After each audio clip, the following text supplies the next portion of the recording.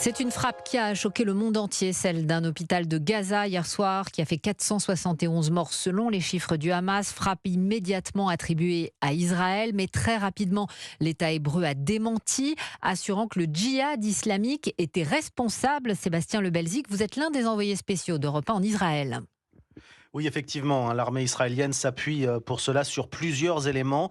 Des photos satellites d'abord, qui montrent la zone depuis laquelle le missile aurait été tiré. Le pas de tir est un cimetière situé juste derrière l'hôpital.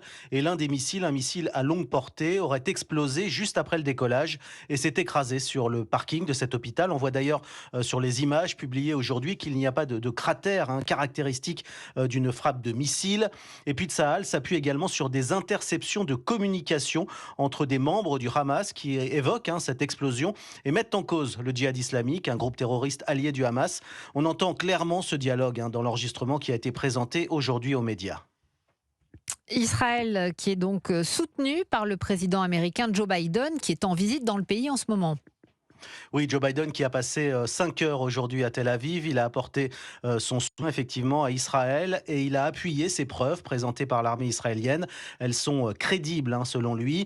L'autre enjeu de cette visite de Joe Biden ici, c'est la mise en place d'une zone humanitaire dans le sud-ouest de Gaza, près de Khan Younes, afin de protéger les civils palestiniens des frappes de l'armée israélienne.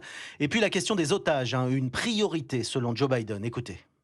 Laissez-moi vous assurer qu'en tant que président des États-Unis, il n'y a pas plus haute priorité que la libération et le retour en toute sécurité de tous ces otages.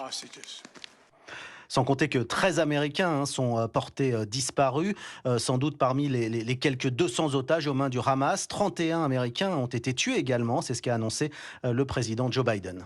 Sébastien Lebelzik en direct de Tel Aviv. Et juste après ce journal, nous reviendrons donc largement sur ce qui se joue en ce moment au Proche-Orient avec nos deux invités, Frédéric Ancel et Olivier Rafovitch.